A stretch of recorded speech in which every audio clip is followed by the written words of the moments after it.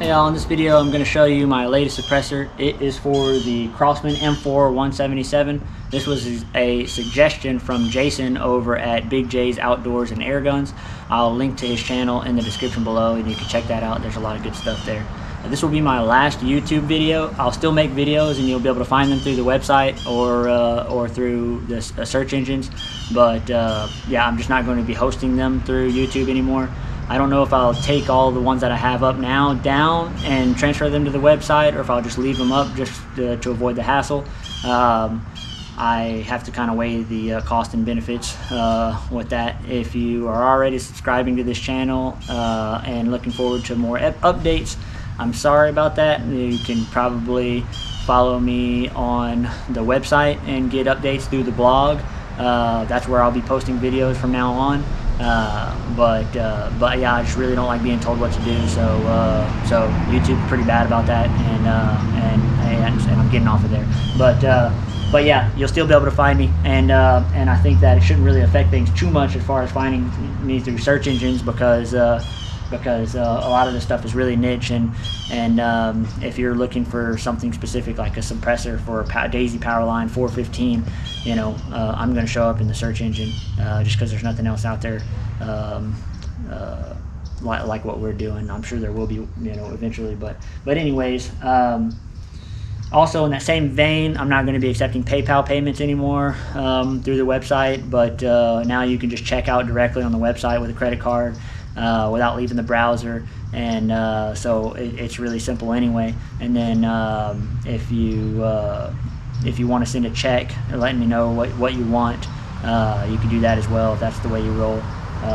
But those will be the only two options now, and yeah, I think that's it as far as updates go. And this is I'm not going to give a whole bunch of details about the gun itself. There's lots of information out there about it. It's a neat little gun. I can see why it's really popular.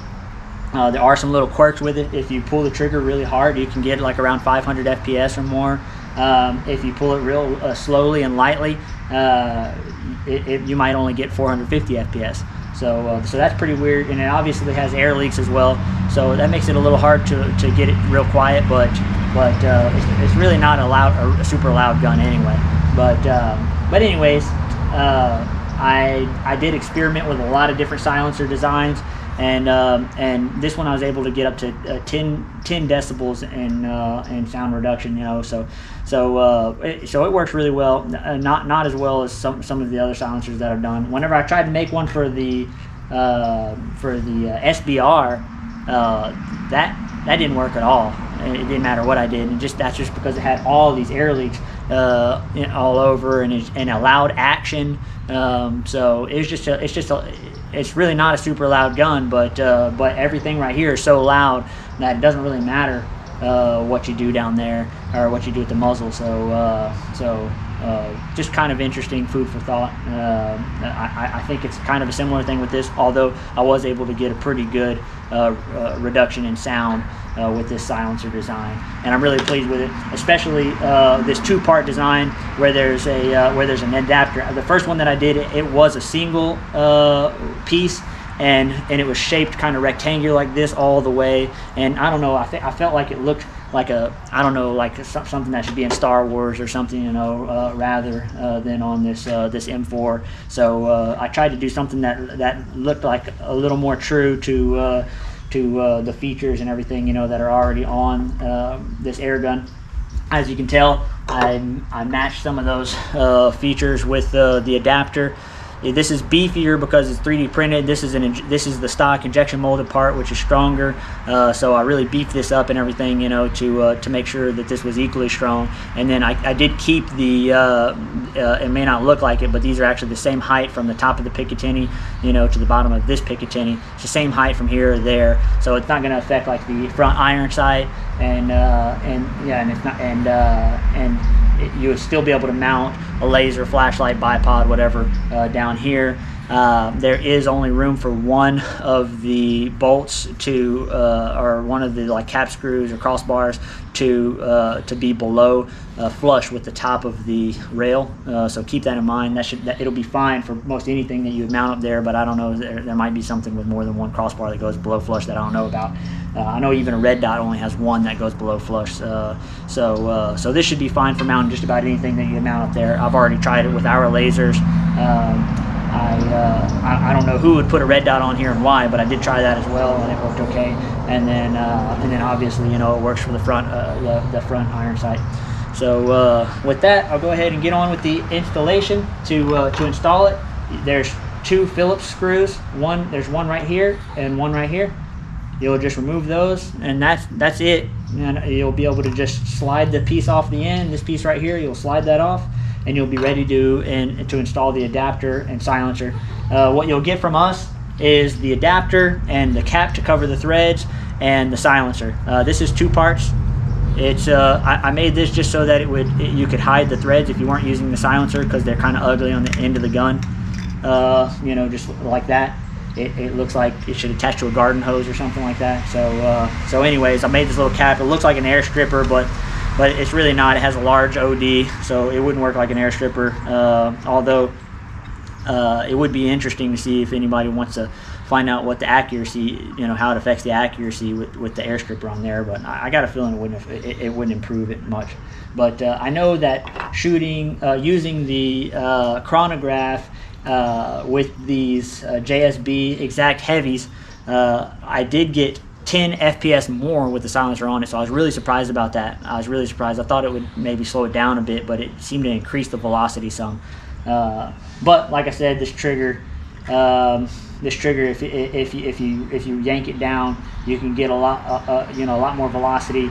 If you pull it slowly, you'll get less velocity. And so I worked hard to try to make sure I was pulling the trigger exactly the same with the silencer off and with it on, but maybe there's something like that going on. I don't know.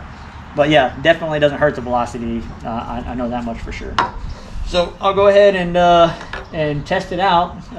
Yeah, once you get that, obviously once you get that adapter slid back on, you just put those Phillips screws back in, and you're good to go. You can take the cap off if you want. It'll come with the cap on, and then put the silencer on. I'll do that in a bit when I test it. Like I said, the iron sight installs just like just how it was. And same thing with putting a bipod on there. I just put a bipod on there just because it's easier to display it, and it is kind of nice shooting with the bipod. We sell those too, by the way, and lasers. It does seem like it'd be better to put the laser here, bipod there, since you have to pump it and everything. And as you'll see whenever I pump it, it's really not bad pumping it with the bipod out like that. So yeah, I'll go ahead and get with it. I'll pump it 10 times. I think that's the max that you're supposed to pump it.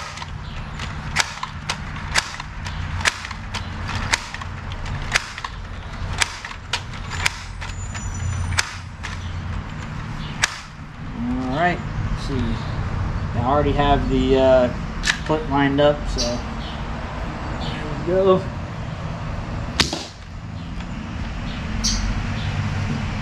So now I'll go ahead and I guess I'll put the silencer on first.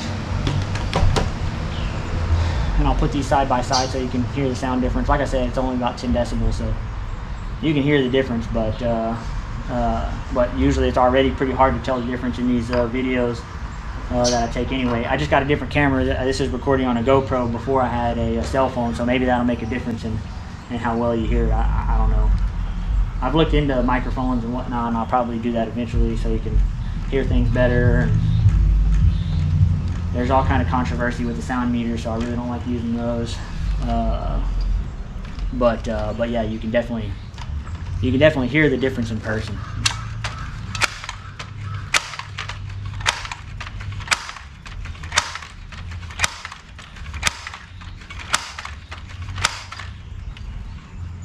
I'm sure just saying that there's controversies with sound meters is going to get me into all kind of trouble with you guys.